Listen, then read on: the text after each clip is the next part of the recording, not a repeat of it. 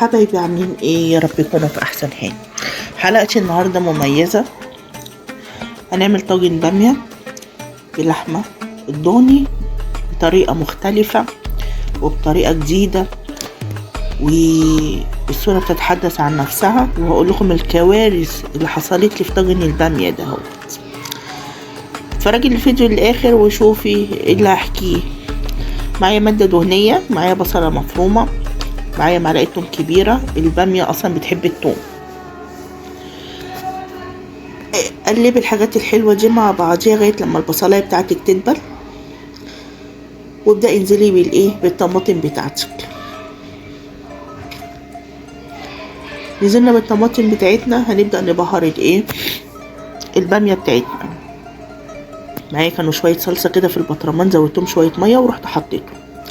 مجيش قالك اتصرفي، مش هنرمي يعني البطرمان فيه شويه صلصه. المهم معلقه فلفل محترمه، 7 بهارات،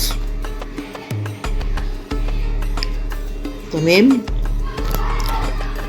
معايا الملح بتاعي،